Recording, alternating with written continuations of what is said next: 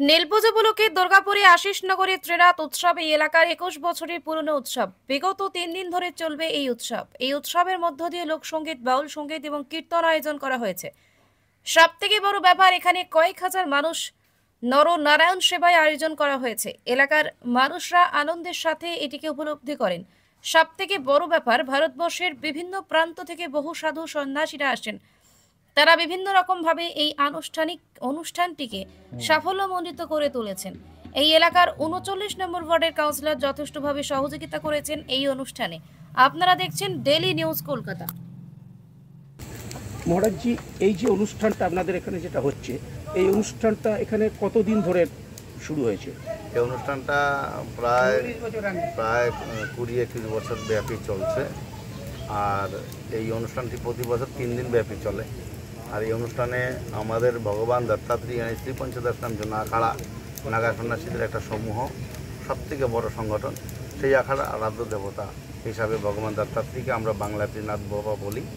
ত্রিনাথের আশ্রম, ত্রিনাথের মন্দির, এখানে ভক্তরা বিশেষ করে ওপার বাংলা যারা এই আরাধ্যদেবকে বিশেষভাবে মানে, তাই আমরা যখন এখানে আহ্বান করে দুর্গাপুর ত্রিনাথ আশ্রমের পক্ষ থেকে প্রতি বছর এখানে আসি।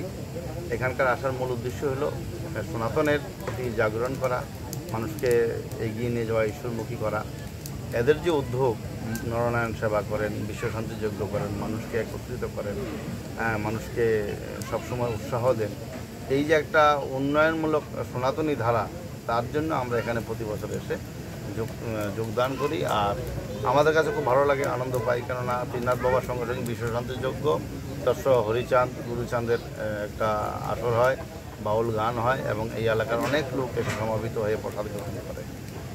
আপনারা এই যে এসেছেন, এতজন যোগী এসছেন মহারাজজি, তো আপনারা কি বিভিন্ন প্রান্ত থেকে এসছেন? তো বিভিন্ন জায়গায় বিভিন্ন প্রান্ত থেকে এসছেন। আমরা সারা ভারতবর্ষে আমাদের বিভিন্ন রাজ্যে আশ্রম রয়েছে, বিভিন্ন প্রান্তে আমাদের সংগঠন আছে। আমাদের এইখানে মূল অফিস হলো আমাদের গুরুগদি দুর্গাপুর ত্রিনাথ আশ্রম, যেটা এমএমসিতে অবস্থান বিদ্যমান। সেখান থেকে এই মুহূর্তে এসেছি, কিন্তু আমরা ওখানে সব জায়গার, এই যে মহারাজজি বিহারের, ওই মহারাজজি ত্রিপুরার, এই মহারাজজি এই আমাদের রাজ্যের, আমি এই আশ্রমের পীঠাধীশ্বর, এখানে বিভিন্ন এই মহারাজজি এখানেই থাকেন। তো এইভাবে বিভিন্ন জায়গা থেকে আমরা অবস্থান করেছি। আর এইখানকার এলাকার যে সমস্ত মানুষজন যারা আছেন করছেন বা এই আশ্রম নিয়ে করে, তাদের মধ্যে কিরকম কি চিন্তা ভাবনা, কি আপনারা এটা অনুভব করছেন এই এলাকার? অ্যাকচুয়ালি কী হয়েছে, আজকাল বর্তমান সময়ে কী হয়েছে, মানুষ তো এমনি ভক্তির থেকে পিছিয়ে থাকছে এবং সামাজিক কাজ থেকে দূরে থাকছে।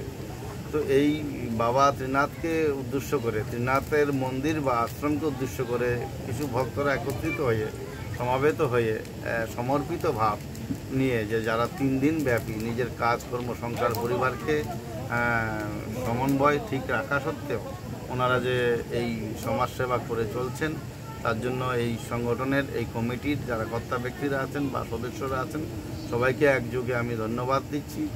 আর সবাই ধন্যবাদের অধিকারী, আর ওরা খুব ভালো মন মানসিকতার লোক। আমি চাইবো এই এলাকাবাসী আরও স্বতঃস্ফূর্তভাবে এগিয়ে আসুক এবং এখানকার যারা দায়িত্বে আছেন, জনপ্রতিনিধি থেকে নিয়ে প্রশাসন বিভাগে যারা আছেন, যারা উন্নয়নমূলক ডেভেলপমেন্ট কাজে যারা যুক্ত থাকেন, তারা যেন এখানকার প্রতি সুদৃষ্টি আকর্ষণ করেন, যাতে এই জায়গাটা আরও উন্নত হয় এবং মায়েদের, মা বোনেদের, নারী বা বাচ্চাদের আসার সুগম জায়গা যেন তৈরি হয়, এটাই আশা রাখি। খুব ভালো লাগলো। আপনার নাম?